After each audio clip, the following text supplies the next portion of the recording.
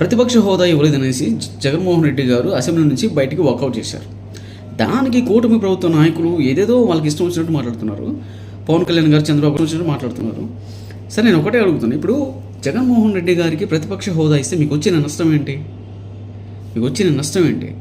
మీ పరిపాలన అనేది బాగుంటే, మీరు 9 నెలలు మీరు కరెక్ట్గా పరిపాలించినట్లయితే, మీరు ఆయనకు ప్రతిపక్ష హోదా ఇస్తే ఆయనకు మిమ్మల్ని ప్రశ్నించడానికి ఏ అవకాశం ఉండదు.